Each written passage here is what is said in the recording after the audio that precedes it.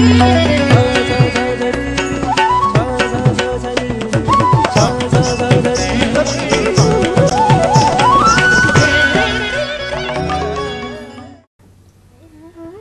दर्शकों, ज्योतिष ज्ञान के इस नए एपिसोड में मैं प्रिया आप सभी का बहुत बहुत स्वागत करती हूँ।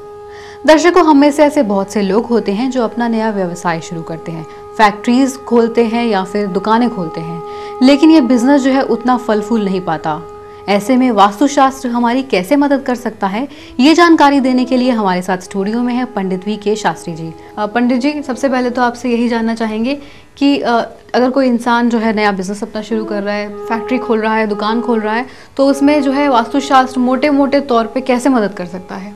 सबसे पहले तो देखिए, जो भी आदमी नया व्यवसाय शुरू करना चाह रहा है या करने जाता है, उसको चाहिए कि वो अच्छे किसी ज्योतिषाचार्य से उस व्यवसाय का मुहूर्त निकलवाए, उसका नाम रखवाए। क्या आप जो काम करने जा रहे हैं आपकी राशि और नक्षत्रों के हिसाब से वो शूट करता है, और आप उसको कब किस दिन शुरू करें, ये आप किसी योग्य विद्वान से उसका मुहूर्त निकलवाएं। उसके बाद जब आप व्यवसाय शुरू कर लें, फैसला कर लें कि ये करना है, तो जो भी आप ऑफिस लें, दुकान लें, फैक्ट्री लें, जिस जगह भी बैठ के आप व्यवसाय शुरू करना चाहते हैं, वो प्रॉपर अपने किसी अच्छे ज्योतिषी वास्तुकार को दिखाएं। ठीक। वास्तुकार से सलाह लेके आप ये तय करें कि आपको कहाँ बैठना है, आपके वर्कर्स को कहाँ काम करना है, आपकी मशीनें कहाँ लगनी है, आपका तैयार माल कहाँ रखा जाना है, आपका रिसेप्शन कहाँ होगा, आपके अकाउंट्स के लोग कहाँ बैठेंगे, आपके जो वेटिंग वाले हैं लोग वेट कहाँ बैठ के करेंगे, और आपके कर्मचारियों को जो है बाकी की जो सुविधा आप प्रोवाइड कराते हैं वो प्रॉपर होनी चाहिए सारी। ठीक। अकाउंट्स का हो गया, एडमिनिस्ट्रेटिव का हो गया, सारा जो अपना उस सिस्टम से वास्तु में पूरा जगह बनाई गई है, पूरा नियम है किसको कहाँ कैसे क्या करना है, उसके अनुसार आदमी को अपने वास्तु शास्त्री से पूछ के और अंदर का वास्तु ठीक करा के और प्रॉपर तरीके से काम को शुरू करना चाहिए। तो सबसे पहले तो ये बताइए कि जो ओनर है या चेयरपर्सन है, उनका ऑफिस किधर होना चाहिए? बहुत महत्वपूर्ण बात है ये। किसी भी कंपनी का, किसी भी ऑफिस का, किसी भी दुकान का या किसी भी बड़ी कंपनी का जो चेयरपर्सन है, उसे साउथ वेस्ट वाला कमरा मिलना चाहिए। ठीक। साउथ वेस्ट में जब वो बैठेगा तो पूरा का पूरा वहाँ काम करने वाले लोगों पे उस आदमी का प्रभाव रहेगा। तो एक तो वो साउथ वेस्ट में अपना कमरा बनाए। ठीक।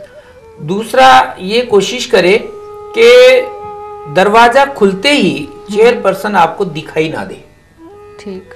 जो भी आपसे मिलने आए, जो भी मिलने आए बाहर से आदमी, वो एक बारी कहीं रुक के बाद में चेयरपर्सन से मिले, डायरेक्ट ना मिले। तो दरवाजे के ठीक सामने आपकी चेयर नहीं होनी चाहिए कि दरवाजा खुलते ही उसकी दृष्टि आप पे पड़े। ये आपके कारोबार के लिए हानिकारक होती है। अच्छा। दूसरा, जो चेयरपर्सन है उसके कमरे में एक चीज बहुत आवश्यक है कि उसके 5 रंगों का जो फूलों का गुलदस्ता मैं हमेशा बताता हूँ, वो टेबल पे जरूर होना चाहिए। ठीक। और वो जो कमरा है उसमें कोशिश करें कि स्काई ब्लू या ब्लैक कलर या बैंगनी कलर, इस कलर का अंदर डेकोरेशन होना चाहिए। ठीक। और कोशिश करें कि जो टेबल है जिसपे सीनियर पर्सन बैठते हैं, वो साउथ की और पश्चिम की दीवार की तरफ होनी चाहिए।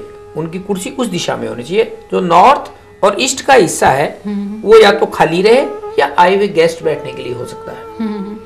और जो चेयरपर्सन बैठते हैं उसके ठीक सामने गणेश जी की मूर्ति और उनकी राइट साइड पे माँ दुर्गा की मूर्ति होनी चाहिए या तस्वीर होनी चाहिए।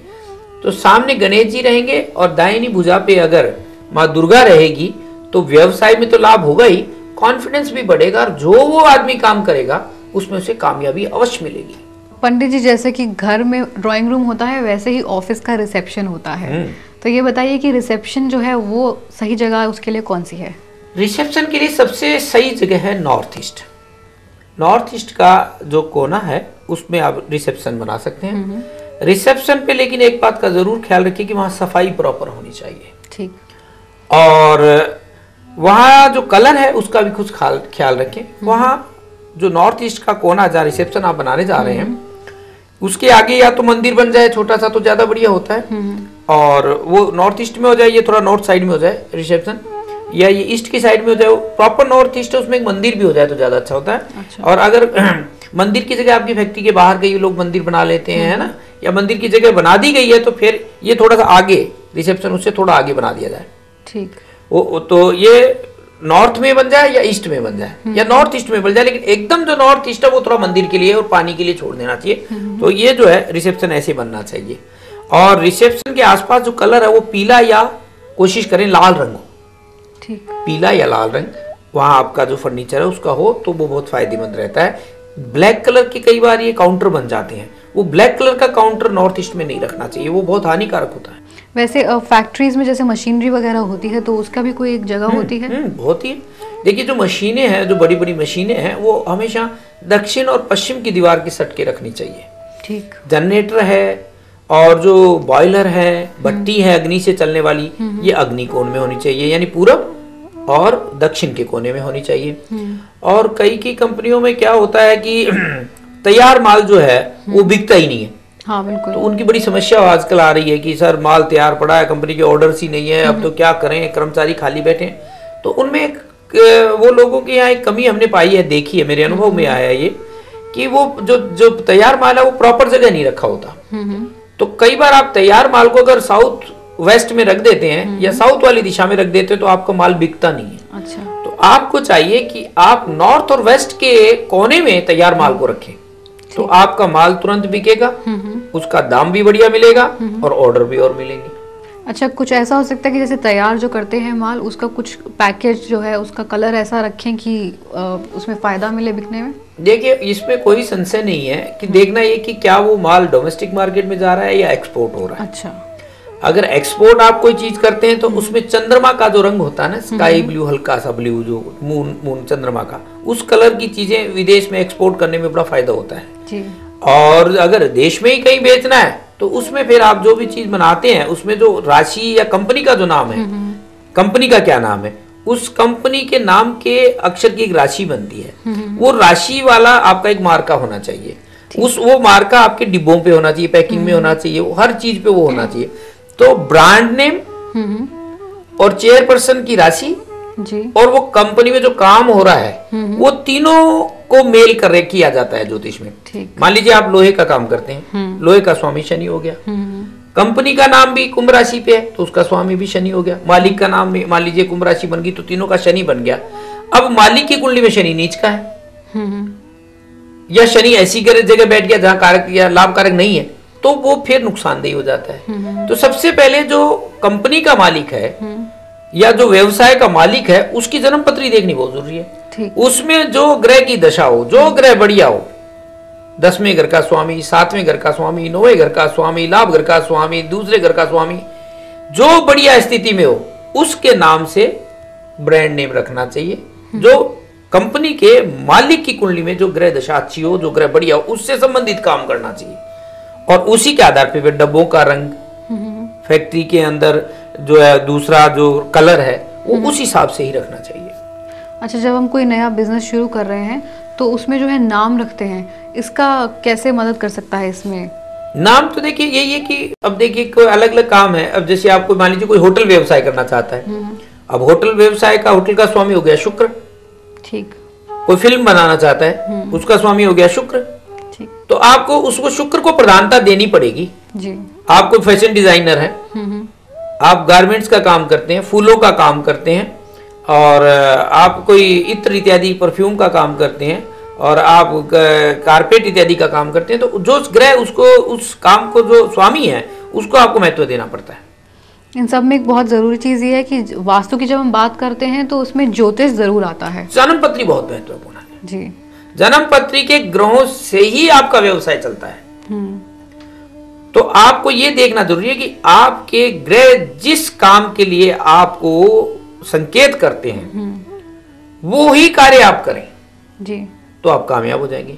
पंडित जी ये बताइए कि ऐसे बहुत होता है कि लोग जो है नए नए अपने एम्प्लॉयज रखते हैं और वो जो है छोड़ के चले जाते हैं, जल्दी से टिकते नहीं हैं, तो ऐसे में जो है बहुत प्रॉब्लम हो जाती है, इसका क्या सोल्यूशन है? देखिए इसके सोल्यूशन यही कि सबसे पहले तो आप जब भी कोई सीनियर लेवल पे कर्मचारी रखते हैं जी, तो आप, आजकल तो बहुत हो गया ये, मेरे पास भी और सब एस्ट्रोलॉजर्स के पास भी जो क्लाइंट है वो फोन करके पहले पता कर लेते हैं कि भाई ये आदमी मैं रख रहा हूँ, इसका डेट ऑफ बर्थ ये है, क्या ये मेरे लिए लाभदायक है, क्या मुझे धोखा तो नहीं दे जाएगा। ठीक, इसके लिए आप उस आदमी का बायोडेटा होता है, उसमें डेट ऑफ बर्थ वगैरह होती है, तो आप अपने जो आपका अपना एस्ट्रोलॉजर है आप उसे फोन करके पूछ सकते हैं अच्छा, कि भाई मैं इस आदमी को नौकरी रख रहा हूँ, ये मेरे को बीच में धोखा तो नहीं दे देगा, कहीं डुबो गई चला जाए, मैं इसके विश्वास पे काम शुरू करूं और ये तो भाग जाए। बिल्कुल, हाँ जी। तो आपको एस्ट्रोलॉजर को उसके हॉरोस्कोप में बारे में जानकारी लेनी चाहिए, एक बात। दूसरा, जब भी आप कोई कर्मचारी रखें तो एक कोशिश करें कि स्थिर लगन में उससे अपना ज्वाइन करवाएं, स्थिर लगन में। अच्छा, चर, स्थिर और दीर्घ स्वभाव, ऐसे 3 लगन होते हैं जी, अगर आप भी कहीं परमानेंट नौकरी करना चाहते हैं तो आप स्थिर लगन होता है, उस स्थिर लगन में आप जाके नौकरी ज्वाइन करें, ना कि चर लगन में या दीर्घ स्वभाव लगन में। कई बार आप देखते हैं ना, शुरू में बड़ा उमंग होती है, फलानी कंपनी से कॉल आ गया और लोग जाके ज्वाइन कर लेते हैं जी, शाम होती नहीं उससे पहले अपने फ्रेंड्स को फोन करके कहते हैं यार दिल नहीं लगा, मन नहीं लगा काम में, वो डबल माइंड हो जाते हैं। उसका क्या कारण रहता है कि जो जिस लगन में नौकरी ज्वाइन की है वो दीर्घ स्वभाव लगन आ गया, ठीक है वो चर लगन आ गया, तो सब फैसिलिटी मिलने के बाद अच्छे भले कारोबार को लात मार के चले जाते हैं। तो नौकरी ज्वाइन करने का मुहूर्त भी होता है, और कर्मचारी अगर आपके पास नहीं टिकता तो उसका मूल कारण ये होता है कि कई बार तो ये आपकी कुंडली में ही होता है कि आपकी कोई सेवा ही नहीं करेगा, आपको किसी से हेल्प मिलनी ही नहीं है। घर जाते हो तो काम वाला भाग जाता है, काम वाली भाग जाती है जी, और अगर कंपनी में आते हो तो कंपनी में जो सहपाठी है वो भाग जाता है, उसको कोई काम हो जाता है, आज ये काम हो गया, आज ये काम हो गया। तो ये थर्ड हाउस क्या पराक्रम का होता है, स्पोर्ट का होता है। अच्छा, भाई आपको कहीं से सपोर्ट मिलेगी कि नहीं। और शनि आपके कर्मचारियों का, जो आपके अधीनस्थ कर्मचारी रहते हैं उनका मालिक होता है। तो थर्ड हाउस यानी आपको कहीं से पराक्रम, आपको सपोर्ट मिलेगी या नहीं, और दूसरा शनि की पोजीशन क्या है, तो ये सब देखना पड़ता है कुंडली में। और देख करके उसको ज्वाइन करने की, आप जब कर्मचारी रखें तो उसकी कुंडली देखें कि वो भैया इस ऐसा आदमी तो नहीं है कि वो ऐसे भागने वाला हो। कई बार लोगों की कुंडली देख के भी पता चल जाता है कि ये भैया 2 महीने में नौकरी चेंज करेगा ही करेगा। तो आप अपने एस्ट्रोलॉजर से पूछ, एस्ट्रोलॉजी बहुत बड़ा विज्ञान है, ये संसार को, जो भारत में ज्योतिष का जो और आयुर्वेद का जो संदेश भारत के ऋषियों ने दुनिया को दिया है, ये विश्व के लिए बहुत बड़ी धरोहर है। लेकिन हमने ज्योतिष को एक मजाक ले लिया, हमने लव साइन तक ले लिया इसको। हाँ जी, मैं उससे प्यार करता हूँ, मैं उससे प्यार करती हूँ, कैसा रहेगा, हाँ जी हम चॉकलेट खा लेंगे नहीं खा लें, हम घूमने जाएंगे नहीं जाएंगे, ये नहीं है। ज्योतिष विज्ञान के आधार पर आदमी मानसिक रूप से, शारीरिक रूप से, आर्थिक रूप से बहुत मजबूत हो सकता है, बेशर्त कि आपको अच्छा ज्योतिषी मिले जो ज्योतिष का जानकार हो। ज्योतिष से आप सारे काम करें, जिंदगी में कामयाब हो जाएंगे। अब आप बोलेंगे शास्त्री जी सारे काम तो ज्योतिष से कैसे करें, रोजमर्रा की जिंदगी में तो कुछ न कुछ करना पड़ता। कोई बात नहीं, आप महीने से, 2 महीने से, 6 महीने से अपने एस्ट्रोलॉजर को हॉरोस्कोप दिखाएं, खास विषयों पर बात करें जी, आप देखिए आपके जीवन में क्या परिवर्तन आता है। लेकिन एस्ट्रोलॉजर होना चाहिए, ऐसे नहीं कि हर कोई एस्ट्रोलॉजर बन गया चल गया, ऐसा नहीं। आप प्रॉपर एस्ट्रोलॉजर से बैठ के पूछ के कर्मचारी रखें, अपना ऑफिस बनाएं, कमरा बनाएं। कर्मचारी का कमरा भी आप ठीक जगह दें। कई बार कंपनी वाले कर्मचारी को सीट ठीक जगह नहीं देता, इसलिए भी वो नहीं टिकता, वो चला जाता है। तो उसको भी उसका आसन प्रॉपर मिलना चाहिए, जो काम करने आया है उसको भी पूरा आसन मिलना चाहिए।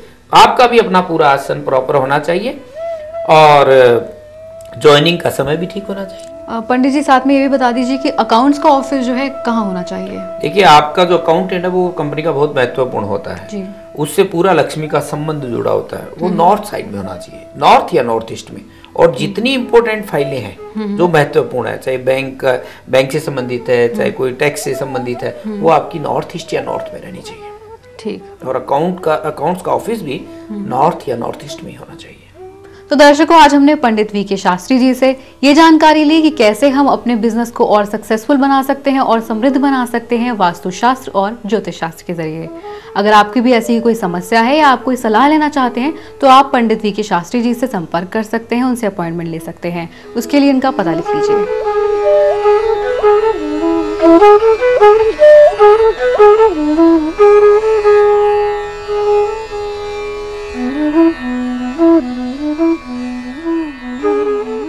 दर्शकों, आज के एपिसोड के लिए बस इतना ही। अगले एपिसोड में हम बहुत सारी नई जानकारियों के साथ फिर से आपके सामने उपस्थित होंगे। अभी हम दोनों को इजाजत दीजिए। नमस्कार।